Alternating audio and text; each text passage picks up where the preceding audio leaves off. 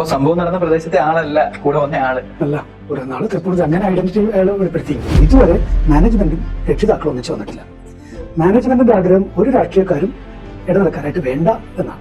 ഇതുവരെ ഇവിടുത്തെ പ്രതിപക്ഷ പാർട്ടികളോ ഇവിടുത്തെ ഭരണപക്ഷ പാർട്ടികളോ SDPI വന്ന് ഭീഷണി മുഴക്കിയ വിഷയത്തെക്കുറിച്ച് ഒരാളും എന്തേ സംസാരിക്കാത്തത്? ഇതാണോ ഐഡിയലായ രീതി? ഡിസ്ട്രിക്ട് എഡ്യൂക്കേഷൻ ഓഫീസിൽ നിന്ന് ഭീഷണിയുടെ കോൾ വരുന്നു, NOC എടുത്ത് കളയും, ഭീഷണിയുടെ കോൾ വരുന്നു. പിന്നെ കുറച്ചുകൂടി കഴിയുമ്പോഴേക്കും വിദ്യാഭ്യാസ മന്ത്രിയുടെ ഭീഷണി വരുന്നു. ഒഴിവാക്കേണ്ടത് ഈ ചോദ്യം ചോദിക്കുന്നവരെയാണ്. സമരങ്ങൾ ഒഴിവാക്കണം, പ്രശ്നങ്ങൾ ഒഴിവാക്കണം. അതുകൊണ്ട് രാഷ്ട്രീയം സ്കൂളിൽ കോളേജിൽ നിന്ന് ഒഴിവാക്കണം. മാനേജ്മെന്റിന്റെ ഭാഗത്ത് നിന്ന് വളരെ പോസിറ്റീവായ നിലപാടാണ്. എന്തിന് KCBC? എന്തിന് പിരിഞ്ഞുപോട്ടെ? ഇന്നൊരു ചർച്ച പോലും ഔദ്യോഗികമായി സംഘടിപ്പിക്കാൻ കഴിവില്ലാത്തൊരു KCBC എന്തിന്? അൺഎയ്ഡഡ് പ്രൈവറ്റ് സ്കൂളുകൾക്ക് അവരുടെ നിയമങ്ങൾ പാലിക്കാൻ, ചട്ടങ്ങൾ പാലിക്കാൻ, അവിടേക്ക് വരുന്ന വിദ്യാർത്ഥികളോട് പറയാൻ അവർക്ക് എല്ലാ അവകാശവും. നിയമപരമായി തന്നെ നമ്മൾ നീങ്ങിയാലും സിസ്റ്റേഴ്സിന്റെ ഭാഗത്തൊരു തെറ്റില്ല എന്നൊരു വസ്തുതയിലേക്ക് എത്തില്ല. തീർച്ചയായിട്ടും ഇങ്ങനെ സ്കൂളുകളിൽ SDPI വന്ന് ഭീഷണിപ്പെടുത്തുന്നത് നോർമലായ കാര്യം ആണോ?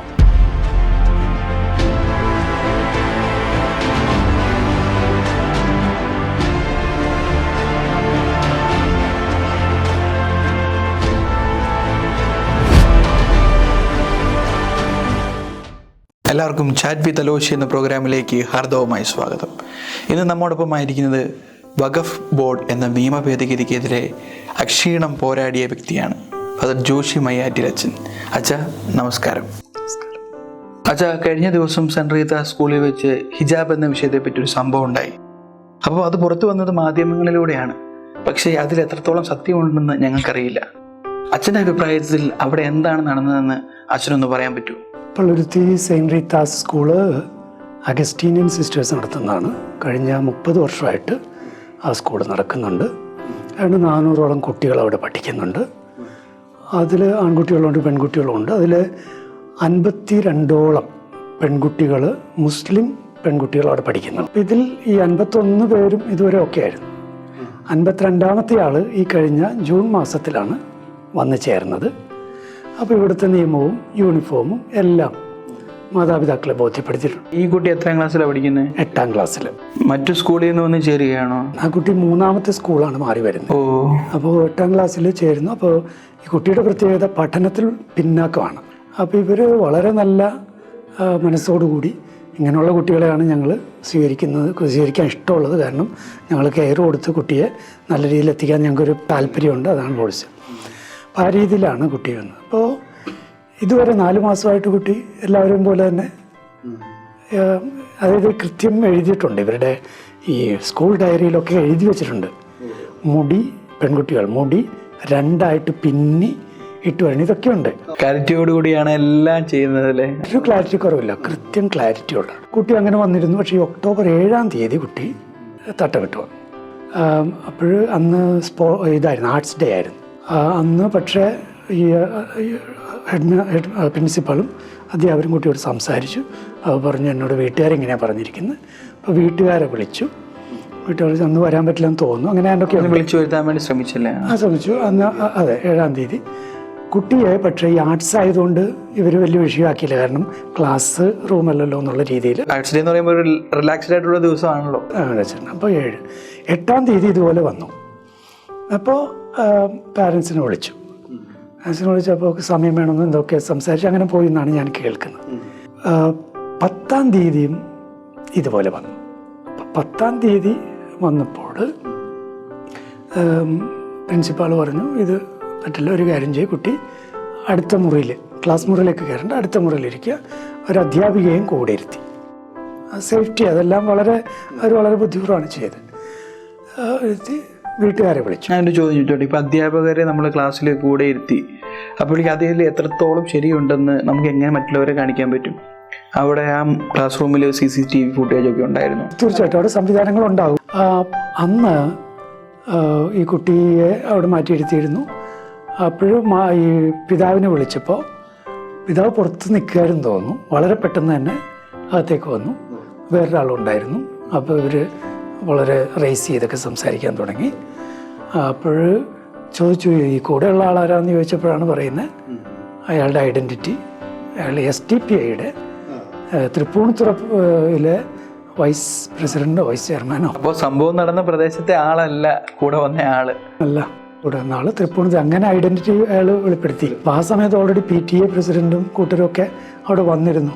അവർക്കെല്ലാം ഈ കാര്യങ്ങൾ അറിയാം.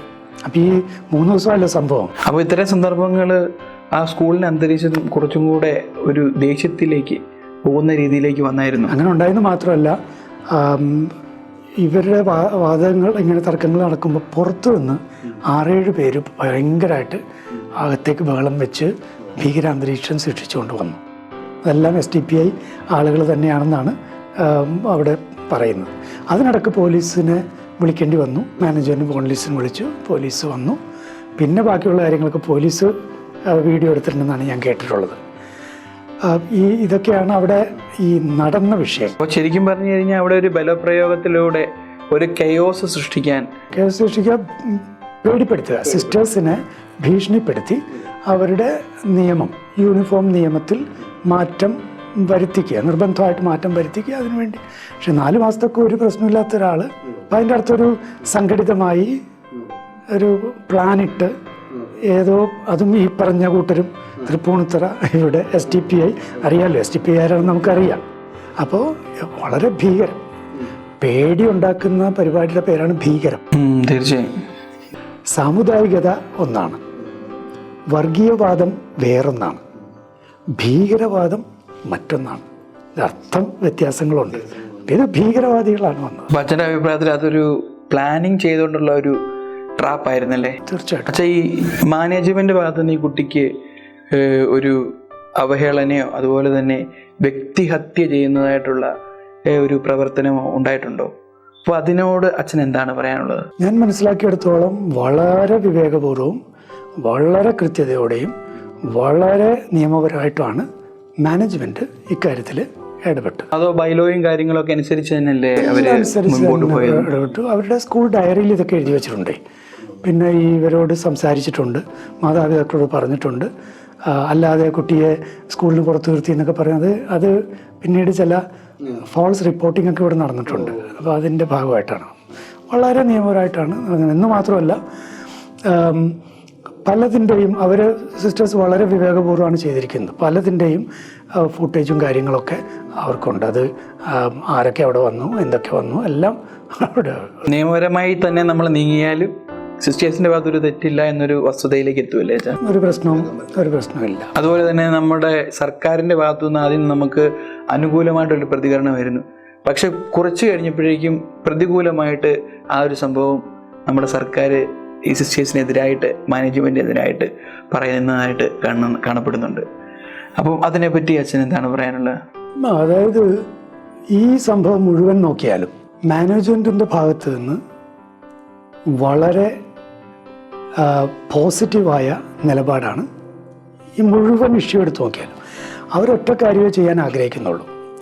അവരുടെ റൈറ്റ് അത് നഷ്ടപ്പെടുത്താൻ അവരാഗ്രഹിക്കുന്നില്ല. ഇതൊരു പ്രൈവറ്റ് സ്കൂളാണ്, അൺഎയ്ഡഡ് സ്കൂളാണ്. അൺഎയ്ഡഡ് പ്രൈവറ്റ് സ്കൂളുകൾക്ക് അവരുടെ നിയമങ്ങൾ പാലിക്കാൻ, ചട്ടങ്ങൾ പാലിക്കാൻ, അവിടേക്ക് വരുന്ന വിദ്യാർത്ഥികളോട് പറയാൻ അവർക്ക് എല്ലാ അവകാശമുണ്ട്. ചിലപ്പോൾ സ്റ്റേറ്റ് സിലബസിനെക്കാട്ടിലും CBSE ആയതുകൊണ്ടായിരിക്കും കൂടുതൽ നിയന്ത്രണങ്ങളൊക്കെ രേഖപ്പെടുത്തുന്നത്. അപ്പോൾ ഈ മാനേജ്മെൻറ്റ് ഭാഗത്ത് നോക്കുമ്പോൾ വളരെ പ്ലസൻ്റായിട്ടും പോസിറ്റീവായിട്ടൊക്കെ കാര്യങ്ങൾ ചെയ്യും. ഈ കുട്ടി ആദ്യം വന്നു, ആദ്യത്തെ ദിവസം തന്നെ വേണമെങ്കിൽ പൊയ്ക്കോ എന്ന് പറയായിരുന്നല്ലോ, പറഞ്ഞോ? ഇല്ലല്ലോ. ഇനി 2ാമത്തെ ദിവസം വന്നു, പൊയ്ക്കോ എന്ന് പറയായിരുന്നല്ലോ? ഇല്ലല്ലോ. 3ാമത്തെ ദിവസം വന്നു, 3ാമത്തെ ദിവസം കുട്ടിയെ മാറ്റിയിരുത്തി വേറെ, അതും ഒരു ടീച്ചറോട് കൂടെ. അപ്പം എത്ര കരുതലോടെയാണ് ആ മാനേജ്മെൻറ്റ് പ്രവർത്തിച്ചത്. ഇനി മാതാപിതാക്കളോട് സംസാരിക്കേണ്ടതെല്ലാം സംസാരിച്ചിട്ടുണ്ട്. പക്ഷേ ഭീഷണി എന്ന് പറയുന്നത് അവിടെയാണ് നമ്മൾ ശ്രദ്ധിക്കേണ്ടത്. ഭീഷണിയുടെ സ്വരം എവിടുന്നാണ് ഉയർന്നത്? മാനേജ്മെൻറ്റിൻ്റെ ഭാഗത്തുനിന്ന് ഉയർന്നില്ല. ഭീഷണിയുടെ സ്വരം ഉയർന്നത് ഈ പറയുന്ന പിതാവിൻ്റെയും ഈ പറഞ്ഞ SDPI തൃപ്പൂണിത്തുറയുടെ അദ്ദേഹത്തിൻ്റെയും പിന്നെ 6-7 പേര് ഇടിച്ചു കയറി വന്ന് ഭീഷണിപ്പെടുത്തിയവരുടെയും പ്ലസ് ഇതേ സ്വരം നമുക്ക് സർക്കാരിൻ്റെ അതിനു മുമ്പ് വിദ്യാഭ്യാസ ഓഫീസർ എറണാകുളത്തെ ചില കോണ്ടാക്റ്റ് ഒക്കെ അറിയാലോ, ഉയർന്ന സ്ഥാനത്ത് നിന്നും പിന്നെ ഉയർന്ന സ്ഥാനത്തേക്കുള്ള കോണ്ടാക്ട് ഒക്കെ? ഡിസ്ട്രിക്ട് എഡ്യൂക്കേഷൻ ഓഫീസിൽ നിന്ന് ഭീഷണിയുടെ കോൾ വരുന്നു, NOC എടുത്തു കളയും, ഇങ്ങനെ ഭീഷണിയുടെ കോൾ വരുന്നു. പിന്നെ കുറച്ചുകൂടി കഴിയുമ്പോഴേക്കും വിദ്യാഭ്യാസ മന്ത്രിയുടെ ഭീഷണി വരുന്നു. അപ്പോൾ മൊത്തത്തിൽ ഒരു ഭീഷണിയുടെ സ്വരം എന്ന് പറയുന്നത് SDPIയും ഈ കുടുംബവും ഈ ഭരണതലത്തിലും ഒക്കെ ഉള്ള ഒന്ന്. ഇനി വേറൊന്ന്, ഈ ഭീഷണിയെ തള്ളിപ്പറയാൻ ഉത്തരവാദിത്വമുള്ളവരാണ്, അതിനെ ഇല്ലാതാക്കാൻ ഉത്തരവാദിത്വമുള്ളവരാണ് രാഷ്ട്രീയ പാർട്ടികളൊക്കെ. പക്ഷേ ഇവർ വന്ന് ഭീഷണിപ്പെടുത്തിയ കാര്യം ഇതുവരെ ഇവിടുത്തെ പ്രതിപക്ഷ പാർട്ടികളോ ഇവിടുത്തെ ഭരണപക്ഷ പാർട്ടികളോ SDPI വന്ന് ഭീഷണി മുഴക്കിയ വിഷയത്തെക്കുറിച്ച് ഒരാളും എന്തേ സംസാരിക്കാത്തത്? ഇതാണോ ഐഡിയലായ രീതി? ഇങ്ങനെ സ്കൂളുകളിൽ SDPI വന്ന് ഭീഷണിപ്പെടുത്തുന്നത് നോർമലായ കാര്യം ആണോ? ഭരണപക്ഷവും പ്രതിപക്ഷവും SDPIയുടെ സ്കൂളുകളിലെ ഭീഷണി അതിനെ അംഗീകരിക്കുന്നുണ്ടോ? പ്രധാനപ്പെട്ട ഒരു ചോദ്യമാണ്. അപ്പോൾ വെച്ചാൽ ഈ ക്രിസ്ത്യൻ കമ്മ്യൂണിറ്റിയെ ബേസ് ചെയ്ത് നമ്മുടെ ഇൻസ്റ്റിറ്റ്യൂഷനൊക്കെ ബേസ് ചെയ്ത് നിൽക്കുമ്പോൾ നമ്മുടെ കൂടെ നിൽക്കാൻ ആരുമില്ല, അതോ നമ്മുടെ ഉള്ളിലുള്ളവർക്ക് തന്നെ ഉയർച്ചയിലേക്ക് പോകുന്നതിനേക്കാളും പിന്നെയും നമ്മൾ തന്നെ താഴ്ചയിലേക്ക് പോകുന്നതായിട്ടാണ് കാണുന്നത്. അപ്പോൾ ഇതിനെപ്പറ്റി അച്ഛൻ എന്താണ് പറയാനുള്ളത്? ക്രിസ്ത്യൻ ഇൻസ്റ്റിറ്റ്യൂഷൻസിൻ്റെ കാര്യത്തിലും ഒരു സഭാതലത്തിൽ മൊത്തത്തിൽ പറഞ്ഞാലും വെറുതെ ഒരു പൊളിറ്റിക്കൽ സെൻസ് മാത്രമല്ല നമുക്ക് നഷ്ടപ്പെട്ടിട്ടുള്ളത്. നമുക്ക് സാമുദായിക ബോധം ടോട്ടലി നഷ്ടപ്പെട്ടിരിക്കുകയാണ്. ഇവിടെ വർഗീയ ബോധത്തിൽ പലരും റോക്കറ്റ് പോലെ കുതിച്ചുയരുന്ന കാലത്ത് സാമുദായിക ബോധം പോലും ഇല്ലാതെ അടിഞ്ഞ് താഴേക്ക് പോകുന്നൊരു കമ്മ്യൂണിറ്റി ആയിട്ട് ക്രിസ്ത്യൻസ് മാറിക്കൊണ്ടിരിക്കുകയാണ്. ഇത് വേറെ ആരെയും കുറ്റപ്പെടുത്തിയിട്ട് കാര്യമില്ല, നമ്മുടെ അജ്ഞതയാണ്. അടിസ്ഥാനപരമായി ക്രിസ്ത്യൻസ് ഇവിടെ സാക്ഷരത വർദ്ധിപ്പിക്കുന്നതിൽ ഏറ്റവും കൂടുതൽ കോൺട്രിബ്യൂട്ട് ചെയ്തവരാണെങ്കിലും സാമൂഹിക, സാംസ്കാരിക, രാഷ്ട്രീയ മണ്ഡലങ്ങളിൽ തികഞ്ഞ 0 ആണ് നമ്മൾ. ഒരു ജനാധിപത്യ രാജ്യത്തിൽ കരയുന്ന കുഞ്ഞിനെ പാലുള്ളൂ എന്ന യാഥാർത്ഥ്യം നിലനിൽക്കെ വോട്ട് ബാങ്ക് സുപ്രധാനമാണെന്ന് വർഷങ്ങളായി തെളിഞ്ഞിരിക്കെ ഇപ്പോഴും സാമുദായിക ബോധം പോലും നമ്മളിൽ ഉറച്ചിട്ടില്ല. അതേസമയം ഞാൻ പറഞ്ഞു, വർഗീയ ബോധത്തിലും എന്തിന് ഭീകരവാദത്തിൽ പോലും റോക്കറ്റ് പോലെ ഇവിടെ കുതിച്ചുയർന്ന ആളുകളുണ്ട്. അപ്പോൾ എന്താ വിഷയം? വോട്ടാണ് പാർട്ടിയക്കാർക്ക് മുഖ്യം. ഞാൻ ബോധപൂർവ്വം ഉപയോഗിച്ചാണ്, രാഷ്ട്രീയമല്ല, അത് പാർട്ടിയക്കാരാണ്. നമുക്കിവിടെ രാഷ്ട്രീയമില്ല. ഭരണത്തിലാണെങ്കിലും പ്രതിപക്ഷത്തിലാണെങ്കിലും രാഷ്ട്രീയം എന്നുള്ളത് വെറും ഒരു അനാവശ്യ പദപ്രയോഗമാണ്. ഇവിടെ ആകെയുള്ളത് പാർട്ടിയമേ ഉള്ളൂ. രാഷ്ട്രത്തിൻ്റെ നന്മ കാംക്ഷിക്കുന്നതാണ് രാഷ്ട്രീയം. സത്യത്തിൽ നമ്മുടെ മനസ്സ് അവിടെയാണ്. നമുക്ക് പാർട്ടിയ മനസ്സ് ഇല്ല. പക്ഷെ നമ്മൾ രാഷ്ട്രത്തിൻ്റെ നന്മ കാംക്ഷിച്ച് പിന്നെ നമുക്ക് ആകെയുള്ളത് എന്താ? ചില കുത്തലുകൾ, ഇങ്ങോട്ടൊന്നും ഡിമാൻഡ് ചെയ്യാതെയുള്ള ചില കുത്തലുകൾ. ഈ കുത്തലുകളിലാണ് നമ്മൾ കുടുങ്ങിപ്പോയിട്ടുള്ളത്. മറിച്ച് രാഷ്ട്രീയ സാക്ഷരത കൂടുതലായി നേടിക്കൊണ്ട് പാർട്ടികളെ നമ്മളെ ശ്രദ്ധിക്കാൻ നിർബന്ധിതരാക്കാൻ നമുക്ക് കഴിയണം. അപ്പോൾ അവിടെയാണ് കൃത്യമായ പഠനങ്ങൾ. ഞാൻ നിരക്ഷരത എന്ന് പറഞ്ഞപ്പോൾ സാമൂഹിക നിരക്ഷരത ഇത് വളരെ ക്രിസ്ത്യൻസിനിടക്ക് വളരെ ശക്തമാണ്. നമ്മുടെ ഇടക്ക് ഒരു സമുദായ നേതാവ് എന്ന് പറഞ്ഞേ, ക്രിസ്ത്യൻ പേരുള്ള നേതാവിൻ്റെ അല്ല ഞാൻ പറയുന്നത്, ക്രിസ്ത്യൻ സമുദായത്തിൻ്റെ നേതാവെന്ന് പറയാവുന്ന ക്രിസ്ത്യൻ നേതാവ് ആരാളെ ഇല്ല. അപ്പോൾ പിന്നെന്താ നമുക്കുള്ളത്? ഒരു ചിലർ സുഖിപ്പിക്കുന്നു, നമ്മുടെ രാഷ്ട്രീയം സ്ഥാപന രാഷ്ട്രീയം മാത്രമായിരുന്നു. കുറേ നാളുകളായി നമ്മുടെ സമുദായ നേതാക്കൾ എന്നാൽ മെത്രാന്മാരായിരുന്നു.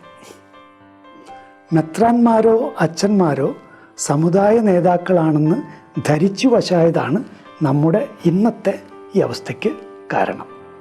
ഉപ്പിനും മുളകിനും വെളിച്ചെണ്ണയ്ക്കും എന്താണ് വില എന്നറിയാത്തവർ ഒരിക്കലും സമുദായ നേതാക്കളാവില്ല. സമൂഹത്തിന്റെ അടിത്തട്ടിലേക്ക് ഇറങ്ങി അവരുടെ പ്രശ്നങ്ങൾ മനസ്സിലാക്കുന്നവരെയൊക്കെ അല്ലേ നമ്മൾ നേതാക്കന്മാരാക്കേണ്ടത്. വളരെ അടിസ്ഥാനപരമായ പ്രശ്നം അത് തന്നെയാണ്. അതായത് ഈ ആത്മീയ നേതൃത്വത്തെ സമുദായ നേതൃത്വം എന്ന് തെറ്റിദ്ധരിച്ച് ഇല്ലാതായിക്കൊണ്ടിരിക്കുന്ന ഒരു കമ്മ്യൂണിറ്റി. ലീഡർഷിപ്പിനെ വളർത്തിയെടുക്കാൻ നമ്മൾ എന്ത് ചെയ്യുന്നു? ഈ മെത്രാന്മാർക്കും അവർക്ക് കൂടുതലായിട്ട് ഇതിനെപ്പറ്റി ഇൻവോൾവ് ആകാൻ പറ്റുന്നില്ലല്ലോ. അവരിങ്ങനെ ആത്മീയ ആചാരകന്മാരായിട്ട് നിൽക്കുമ്പോൾ പൊളിറ്റിക്സിലേക്കൊക്കെ ഇൻവോൾവ് ചെയ്യാൻ അവർക്ക് ബുദ്ധിമുട്ടുണ്ടാവുമായിരിക്കും അച്ഛാ. ഇനി മാത്രമല്ല, നമുക്ക് നമ്മുടെ ഇൻസ്റ്റിറ്റ്യൂഷൻസ് ഭംഗിയായി നടത്തിക്കൊണ്ട് പോകണം. ഇൻസ്റ്റിറ്റ്യൂഷൻസ് ഭംഗിയായി നടത്തിക്കൊണ്ട് പോകാൻ ഒഴിവാക്കേണ്ടത് ഈ ചോദ്യം ചോദിക്കുന്നവരെയാണ്. സമരങ്ങൾ ഒഴിവാക്കണം, പ്രശ്നങ്ങൾ ഒഴിവാക്കണം. അതുകൊണ്ട് രാഷ്ട്രീയം സ്കൂളിൽ നിന്ന് കോളേജിൽ നിന്ന് ഒഴിവാക്കണം. നമ്മുടെ നിലപാടല്ലേ? എന്തിനു വേണ്ടിയാ? ഇൻസ്റ്റിറ്റ്യൂഷൻ ഭംഗിയായിട്ട് കൊണ്ടുപോകണം. അത് നേതാക്കന്മാർ വളർന്നു വരുന്നില്ല. ഇപ്പോൾ ഫാമിലി യൂണിറ്റ്, നമ്മുടെ ഒരു ഇടവകയിൽ ഒരച്ഛൻ ഫാമിലി യൂണിറ്റ് നേതാക്കന്മാരെ തിരഞ്ഞെടുക്കേണ്ട സമയത്ത് അച്ഛൻ ആഗ്രഹിക്കുന്ന ആരാ? ചോദ്യം ചോദിക്കുന്നവരല്ല. പക്ഷെ നേതാക്കന്മാരെപ്പോഴും ശരിയായ നേതാക്കന്മാർ ചോദ്യം ചോദിക്കുന്നവരായിരിക്കും. ചുരുക്കി പറഞ്ഞാൽ നമ്മൾ തന്നെയാണ് നമ്മുടെ കുളം തോണ്ടുന്നത്. ആത്മീയ നേതാക്കൾ, സമുദായ നേതാക്കൾ ഉയർന്നു വരാതിരിക്കാൻ വളരെ ജാഗ്രത പുലർത്തി ഈ കമ്മ്യൂണിറ്റിയെ താഴേക്ക് കൊണ്ടുപോകാൻ. അച്ഛാ, ഇങ്ങനത്തെ സംഭവങ്ങളൊക്കെ ഉണ്ടാകുമ്പോൾ ഇതൊക്കെ നമുക്കൊരു ടെസ്റ്റ് ഡോസ് ആയിട്ടാണ് കിട്ടുന്നത്. അപ്പോൾ അച്ഛാ, ഈ ഒരു സന്ദർഭത്തിൽ നമ്മൾ എത്രത്തോളം ജാഗ്രതയോടെ ആയിരിക്കണം? എങ്ങനെ നമുക്കിതിനെയൊക്കെ ഒന്ന് നേരിടാം എന്ന് വെച്ചാൽ ഒന്ന് പറയാമോ? ഇത് നമ്മുടെ സ്കൂളായാലും അല്ലെങ്കിൽ മറ്റേത് ഇൻസ്റ്റിറ്റ്യൂഷനായാലും അല്ല പൊതുസമൂഹമായാലും ഞാൻ പറയും, നമ്മൾ കുറച്ചുകൂടി കോൺസ്റ്റിറ്റ്യൂഷണൽ അവെയർനെസ്സിലേക്ക് വളരണം. ഭരണഘടന രാജ്യത്തിൻ്റെ നട്ടെല്ലാണ്. അത് പൗരന്മാരുടെ നട്ടെല്ലും കൂടിയാണ്. നമ്മളെപ്പോഴാണ് കുനിയുന്നത്? നമ്മൾ വളഞ്ഞു പോകുന്നപ്പോഴാണ് നട്ടെല്ലിന് പ്രശ്നം വരുമ്പോഴാണ്. ഈ നട്ടെല്ലിൻ്റെ അവബോധം, ഭരണഘടനാപരമായി നമ്മുടെ റൈറ്റ്സ് എന്താണ്, നമ്മുടെ ഡ്യൂട്ടീസ് എന്താണ്, ഇതേക്കുറിച്ച് അവബോധമുണ്ടെങ്കിൽ റൈറ്റ്സിന് വേണ്ടി നിലകൊള്ളും, ഡ്യൂട്ടീസ് കൃത്യമായിട്ട് ചെയ്യും. ഈ കോൺസ്റ്റിറ്റ്യൂഷണൽ അവെയർനെസ് ശക്തിപ്പെടുക എന്നതാണ് ക്രൈസ്തവരുടെ ഇടയിൽ ഉണ്ടാവേണ്ട സംഗതി. 2, കോൺസ്റ്റിറ്റ്യൂഷൻ ഒന്നുമല്ല എന്ന് വിചാരിക്കുന്ന കുറേ കൂട്ടർ ഓൾറെഡി ഇവിടെ ഉണ്ടെന്ന് ഓർക്കണം. ചുരുക്കി പറഞ്ഞാൽ ഭാരതത്തിൻ്റെ കോൺസ്റ്റിറ്റ്യൂഷണൽ ഒന്നുമല്ലെന്നും ചില മതപരമായ നിയമങ്ങളാണ് എല്ലാമെന്നും കരുതുന്ന ഒരു കൂട്ടർ ഇവിടെ ഉള്ളപ്പോൾ വളരെ കൃത്യമായി കോൺസ്റ്റിറ്റ്യൂഷൻ്റെ പ്രാധാന്യം നമ്മൾ ഹൈലൈറ്റ് ചെയ്യും. ഇപ്പം മുനമ്പത്തെ വിഷയം എടുത്ത് നോക്കിയാൽ മതി. മുനമ്പത്തെ വിഷയം സത്യത്തിൽ ഈ വഖഫ് നിയമം 1995 മുതൽ ഈ വിഷയങ്ങൾ ഇവിടെ ഉണ്ട്. 2013 അതിനെ അമെൻഡ് ചെയ്ത് പിന്നെയും കുറെ കൂടി മൂർച്ഛിച്ചതാണ്. നമ്മൾ ഇതേക്കുറിച്ച് എന്തറിഞ്ഞു? ഇനി 2022 ഈ മുനമ്പത്തെ ജനം അവിടെ റവന്യൂ തടങ്കലിലായിട്ട് ഇപ്പം 2025 ആയില്ലേ? 25 അവസാനിക്കുന്നു. ചുരുക്കി പറഞ്ഞാൽ 4 വർഷമാവുന്നു. ഈ 4 വർഷത്തിനുള്ളിൽ നമ്മൾ ഇതേക്കുറിച്ച് എന്ത് ചെയ്തു? ഈ സാധനം പഠിച്ചോ? ഈ ഒരു വിഷയം, മുനമ്പത്തെ വിഷയം കഴിഞ്ഞ 1.25 വർഷമായിട്ട് എല്ലാവർക്കും അറിയാം. ഒരു പഠന ശിബിരം സഭാതലത്തിൽ വഖഫ് നിയമം 1995 ഒരു പഠനം വെക്കാൻ നമുക്ക് കഴിഞ്ഞു. ഞാൻ നേരത്തെ പറഞ്ഞില്ലേ, ഇല്ലിറ്ററസി, ഭയങ്കര ഇല്ലിറ്ററസിയാണ് ക്രിസ്ത്യൻസിൻ്റെ ഇടയ്ക്കുള്ളത്. ഞാൻ ഈ ഇടയ്ക്ക് നമ്മുടെ കണിച്ചായച്ചനെ കാണാൻ പോയി, സിറിയ കണിച്ചായച്ചൻ. അച്ഛൻ പറഞ്ഞൊരു കാര്യം, ചിന്തിക്കുന്നവർ സഭയിൽ ഇല്ലാതായിക്കൊണ്ടിരിക്കുന്നു. നമ്മൾ വെറും മാനേജേഴ്സായും വെറും കട നടത്തിപ്പുകാരുമായും അഡ്ജസ്റ്റ്മെൻറ്റുകാരുമായി മാറിക്കൊണ്ടിരിക്കുന്നു. ചിന്തിക്കുന്നവർ ആകുന്നില്ല. നമ്മുടെ ഫിലോസഫിയും നമ്മുടെ തിയോളജിയൊക്കെ വളരെ ഉന്നതമായ ചിന്തകളിലേക്ക് നമ്മൾ നയിക്കേണ്ടതാണ്. പക്ഷെ എങ്ങനെയോ എവിടെയോ ഇപ്പോൾ ഒരു വികാരിയച്ഛൻ്റെ ചിന്ത മുഴുവൻ ആ വർഷത്തെ പെരുന്നാളാണ്. കുറച്ച് ഡെവലപ്മെന്റ്സ്, കെട്ടിടങ്ങളൊക്കെ പണിയാൻ പറ്റുവാണെങ്കിൽ അതല്ലേ നല്ലതെന്നാണ്. കൊടിമരമാണ് ഇപ്പോൾ ചിന്തകൾ. അപ്പോൾ അതുകൊണ്ട് ലിറ്ററസിയുടെ കാര്യം തന്നെയാണ്. ഇപ്പം അത് പറഞ്ഞപ്പോൾ എൻ്റെ മനസ്സിലൊതിച്ച ഒരു കാര്യമാണ്, നമുക്ക് വേണ്ടി ഇതാര് ചെയ്യും? അതൊരു വലിയൊരു ചോദ്യമാണ്. നിലവിലുള്ള സ്ട്രക്ചറുകൾ ഇതിനൊന്നും പറ്റിയതല്ലെങ്കിൽ പിരിഞ്ഞു പോട്ടേന്നേ. എന്തിന് KCBC, എന്തിന് KRLCBC, എന്തിന് പിരിഞ്ഞു പോട്ടെ? ഇനിയൊരു ചർച്ച പോലും ഔദ്യോഗികമായി സംഘടിപ്പിക്കാൻ കഴിവില്ലാത്തൊരു KCBC എന്തിന്? ഒരു രൂപത എന്തിന്? ഞാൻ പറയുന്നത് എൻ്റെ എന്ന് പറഞ്ഞ എക്സെപ്ഷൻ കേസാണ്. എനിക്ക് എന്നെ കർത്താവ് ഇതിന് നിയോഗിച്ചായിട്ട് എൻ്റെ ഉള്ളിൽ തോന്നിയുകൊണ്ടാണ്. ഇത് എൻ്റെ ആഗ്രഹമൊന്നുമല്ല, എൻ്റെ കഴിവുമല്ല. കാരണം എനിക്ക് നിയമവശം ഒന്നും ഒരു വശമില്ലാത്ത ആളാണ്. പക്ഷേ എൻ്റെ ഉള്ളിൽ ഈ ശക്തമായിട്ട് തോന്നുന്നു. ഒരു വായിച്ചു പഠിച്ചു. പിന്നെ ഞാൻ ഈ 1.25 വർഷമായിട്ട് ഇതിൽ നിന്ന് മാറിയിട്ടില്ലെന്ന് ഓർക്കണം. ആ വിഷയത്തിൻ്റെ പുറകെ തന്നെയുണ്ട്. ഒരു രാഷ്ട്രീയ പാർട്ടിയുടെ ഒരു നേതാവ് ഒരു സ്റ്റേറ്റ്മെൻറ്റ് പറഞ്ഞാൽ അതിലുള്ള പ്രശ്നം എന്താണെന്ന് അപ്പം തന്നെ എനിക്ക് പറയാൻ കഴിയുന്ന വിധത്തിൽ ഞാൻ ആ വിഷയം പഠിച്ചു. ഇന്ന് വന്നൊരു ലേറ്റസ്റ്റ് ന്യൂസ് ഞാൻ കണ്ടു. അതിനകത്ത് വിദ്യാഭ്യാസ മന്ത്രി ഇങ്ങനെ പറഞ്ഞു, മാനേജ്മെൻറ്റ് രാഷ്ട്രീയവൽക്കരിക്കുന്നുണ്ട്, അതിനെ സപ്പോർട്ട് ചെയ്തുകൊണ്ട് അഡ്വക്കേറ്റ് ഇങ്ങനെ സംസാരിക്കുന്നുണ്ട്. അപ്പം ഇതിനകത്ത് ഇവർ പറഞ്ഞതിന് എന്തെങ്കിലും സത്യത്തിൻ്റെ കഴമ്പുണ്ടോ? അതിനെപ്പറ്റി അച്ഛൻ എന്താണ് പറയാനുള്ളത്? മന്ത്രിയുടെ പ്രസ്താവന ഖേദകരമാണ്. സത്യത്തിൽ അവിടുത്തെ മാനേജ്മെൻറ്റ്, ആ സിസ്റ്റേഴ്സിനെ സംബന്ധിച്ചിടത്തോളം അവരുടെ രാഷ്ട്രീയം എന്ന് പറയുന്നത് രാഷ്ട്രത്തെ നന്നാക്കുക, അതിനുവേണ്ടി കുട്ടികളെ വളർത്തുക, അതിനുവേണ്ടി സമ്പൂർണ്ണമായ ഡെഡിക്കേഷൻ നടത്തുക, അതാണ് അവരുടെ രാഷ്ട്രീയം. അതാണ് ശരിയായ രാഷ്ട്രീയം. ആ സിസ്റ്റർ സംസാരിച്ചതും പ്രിൻസിപ്പൽ സിസ്റ്റർ ഹെലീനയാണ് ഇതുവരെ മാധ്യമങ്ങളെ കണ്ടത്. ഇന്നലെ കണ്ടത് സിസ്റ്റർ തന്നെയാണ്. വളരെ ക്ലാരിറ്റി ഉള്ളൊരു സിസ്റ്ററാണ്. വളരെ കൃത്യമായ പദപ്രയോഗങ്ങൾ. സിസ്റ്ററിൻ്റെ ഒരു സ്റ്റേറ്റ്മെൻറ്റിലും ഒരു രാഷ്ട്രീയ ചൊവ്വയോ അല്ലെങ്കിൽ ഭീഷണിയുടെ സ്വരമോ ഒന്നും ഉണ്ടായിരുന്നില്ല. PTA പ്രസിഡന്റ് അദ്ദേഹം ഒരു രാഷ്ട്രീയക്കാരനാണ്, അതൊക്കെ. പക്ഷെ അദ്ദേഹത്തിൻ്റെ സംസാരത്തിലും അങ്ങനെ ഒരു രാഷ്ട്രീയത്തിൻ്റെ കാര്യങ്ങളുണ്ടായിരുന്നില്ല. എങ്കിലും എനിക്ക് ബലമായ സംശയമുണ്ട്, ഒരു പ്രൊഫഷണൽ എത്തിക്സ് അഡ്വക്കേറ്റ് കാണിച്ചോ എന്ന് എനിക്ക് ബലമായ സംശയമുണ്ട്. സത്യത്തിൽ ഇങ്ങനെ ഒരു പ്രസ്താവന, അതായത് മാനേജ്മെൻറ്റ് രാഷ്ട്രീയം കളിക്കുന്നു എന്നുള്ള പ്രസ്താവന ഉണ്ടാകാൻ ഒരേ ഒരു കാരണമുള്ളൂ, അത് അഡ്വക്കേറ്റാണ്. അഡ്വക്കേറ്റിൻ്റെ ഇന്നലത്തെ പ്രസ്താവനകൾ ഒന്ന് സത്യവിരുദ്ധമായിരുന്നു. അതായത് ഈ മാനേജ്മെൻറ്റും ഈ രക്ഷിതാക്കളും ഒക്കെ ചർച്ച നടത്തിയെന്നും സമവായത്തിലെത്തിയെന്നും ഒരു ഒത്തീർപ്പായെന്നും ഒക്കെയുള്ള ആ പ്രസ്താവന സത്യത്തിൽ അത് ശരിയല്ല. ഞാൻ മിനിയാന്ന ചർച്ചയിൽ ഞാൻ പറഞ്ഞതാണ് ശരി. IBയുടെ ചർച്ച നടത്തിയിട്ടില്ലല്ലോ.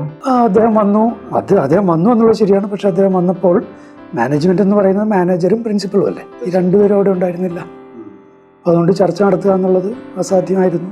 മാത്രമല്ല അദ്ദേഹം പറഞ്ഞത് ഈ പിതാവ് കേട്ടു, പിതാവിന് മനസ്സിലായി കാണും ഈ പ്രശ്നമാണ് അത്.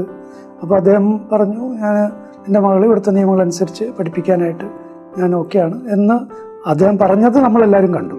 പക്ഷെ അത് ഈ മാനേജ്മെൻറ്റായിട്ടുള്ള ചർച്ചയിൽ വന്നു. ഇതുവരെ മാനേജ്മെൻറ്റും രക്ഷിതാക്കളും ഒന്നിച്ച് വന്നിട്ടില്ല. മാനേജ്മെൻറ്റിൻ്റെ ആഗ്രഹം ഒരു രാഷ്ട്രീയക്കാരും ഇടനിലക്കാരായിട്ട് വേണ്ട എന്നാണ്. രാഷ്ട്രീയം വേണ്ട എന്ന് തന്നെയാണ്. അവരൊന്നിച്ച് വന്നിട്ട് ഇവർക്ക് ഒറ്റക്കാര്യമേ പറയാനുള്ളൂ. ഇവിടെ ഒരു നിയമമുണ്ട്, അത് ഞങ്ങളുടെ റൈറ്റാണ്, അതിന് കടന്നു കയറാൻ നിങ്ങൾ അനുവദിക്കില്ല, ഇതനുസരിച്ച് തയ്യാറാണോ തുടരാം. അവർ വളരെ പോസിറ്റീവായിട്ടാണ്. ഇപ്പോൾ ഇന്നലെ കുട്ടി അവിടെ വരാഞ്ഞിട്ട് പരീക്ഷ ഉണ്ടായിരുന്നു, കുട്ടി അങ്ങോട്ട് വിളിച്ചു, അവരെടുത്തില്ല. ഇന്ന് ഉണ്ടായിരുന്നു, അപ്പോൾ കുട്ടി വന്നില്ല, വീണ്ടും വിളിച്ചു. അപ്പോൾ ഇന്ന് വീട്ടിലെ ആരും എടുത്തു, ഒരു 3 ദിവസത്തെ കുട്ടി വരുന്നില്ല എന്ന് പറഞ്ഞു എന്നും പറയുന്നു. അവസാനമായിട്ട് ഈ മാതാപിതാക്കളുടെ ഭാഗത്തുനിന്ന് ഈ കുട്ടിയുടെ ഭാഗത്തുനിന്നൊക്കെ എന്തെങ്കിലും പ്രതികരണം ഉണ്ടായിട്ടുണ്ടോ? അത് പറയുന്നതിന് മുമ്പ് ഇതും കൂടി ഒന്ന് പറഞ്ഞു തീർത്തേക്കാം. അതായത് ഈ അഡ്വക്കേറ്റിൻ്റെ ആ സംഭാഷണം അവിടെ മാത്രമല്ല, അതിനുശേഷം പിന്നെ അഡ്വക്കേറ്റ് പേഴ്സണലായ രീതിയിൽ അവരോട് സംസാരിച്ചിട്ടുണ്ട്, മാധ്യമങ്ങളോട്. അവിടെ ഒരു ചോദ്യം വന്നു, നിങ്ങൾ കോൺഗ്രസ്സുകാരി അല്ലേ എന്നുള്ളൊരു ചോദ്യം വന്നു. കാരണം പ്രതിപക്ഷ നേതാവിൻ്റെ സോഷ്യൽ മീഡിയ ആയിട്ട് ബന്ധപ്പെട്ട കാര്യങ്ങളിൽ ഉത്തരവാദിത്തമുള്ള ആളാണെന്നാണ് കേൾക്കുന്നത്. അപ്പോൾ ഈ ഒരു പ്രൊഫഷനായിട്ട് അഡ്വക്കേറ്റായിട്ട് നിൽക്കുമ്പോൾ വളരെ ജാഗ്രത പുലർത്തേണ്ടതുണ്ട്. വിദ്യാഭ്യാസ മന്ത്രി വർഗീയത ആളിക്കത്തിക്കുന്നു എന്നുള്ള സ്റ്റേറ്റ്മെൻറ്റ് പോലും അഡ്വക്കേറ്റിൻ്റെ ഭാഗത്തു നിന്ന് വന്നു. അതുകൊണ്ട് വിദ്യാഭ്യാസ മന്ത്രി പറഞ്ഞത് ദയവ് ചെയ്ത് അത് ഈ സിസ്റ്റേഴ്സിൻ്റെ മേലെ അടിച്ചേൽപ്പിക്കരുത്, അത് പ്രൊഫഷണൽ എത്തിക്സ് മറന്നുപോയ അഡ്വക്കേറ്റിനോട് പറഞ്ഞോളൂ, പക്ഷെ ആ മാനേജ്മെന്റിനെ അതിൻ്റെ പേരിൽ ബുദ്ധിമുട്ടിക്കരുതെന്നാണ്. അപ്പോൾ മാനേജ്മെന്റിന് അങ്ങനെ ഒരു രാഷ്ട്രീയവൽക്കരണം ഇല്ലെന്ന് ഇതിൽ നിന്ന് നമുക്ക് വ്യക്തമായി അല്ലേ? വളരെ വ്യക്തമാണ്. പിന്നെ ഈ കുട്ടിയും കാര്യത്തിൽ അവരുടെ തീരുമാനം എന്തെന്ന് അറിഞ്ഞുകൂടാ. ഈ സ്കൂളിനെ സംബന്ധിച്ചിടത്തോളം കുട്ടി അവിടെ തന്നെ പഠിക്കണം. കാരണം കുട്ടി ആ ഒരു ട്രാക്കിൽ വന്നുകൊണ്ടിരിക്കുകയല്ലേ, 4 മാസമായി ഇപ്പോൾ ട്രാക്കിൽ വന്നുകൊണ്ടിരിക്കുക. അപ്പോൾ കുട്ടിയെ പഠിപ്പിച്ച് നല്ല രീതിയിൽ പഠിപ്പിച്ച് പോകണം എന്നുള്ള ആഗ്രഹമാണ് അവർക്കുള്ളത്. പക്ഷേ ഈ അവിടുത്തെ നിയമങ്ങൾ കുട്ടി പാലിക്കണം. 52-51 മുസ്ലിം പെൺകുട്ടികൾക്ക് പാലിക്കാൻ കഴിയുന്ന നിയമം 52ാമത്തെ പെൺകുട്ടിക്കും പാലിക്കാൻ കഴിയേണ്ടതാണ്. ഈ പറയുന്ന ബാഹ്യശക്തികളുടെ ആ ഒരു കടന്നുകയറ്റം ഇല്ല എങ്കിൽ, അപ്പോൾ സ്വച്ഛമായിട്ട് പോകുന്നൊരു വിദ്യാലയ അന്തരീക്ഷം സ്വച്ഛമായിട്ട് തന്നെ വിട്ടുകൊടുക്കുക. അത് ഭീകര ശക്തികൾ അങ്ങോട്ടേക്ക് വരാതിരിക്കുക. അപ്പോൾ അച്ഛാ ഒരുപാട് നന്ദിയുണ്ട് ഇത്ര നേരം ഞങ്ങളുടെ കൂടെ ആയിരുന്നതിനും ഇപ്പോൾ പറഞ്ഞ കാര്യങ്ങളൊക്കെ നല്ല വ്യക്തത തന്നതിനും ഒരുപാട് നന്ദി. Thank you. അപ്പോൾ ചാറ്റ് വിത്ത് തലോഷിയുടെ ഈ എപ്പിസോഡ് ഇവിടെ പൂർണ്ണമാവുകയാണ്. മറ്റൊരു വിഷയമായി നമ്മൾ വീണ്ടും കാണുന്നതായിരിക്കും. Good bye.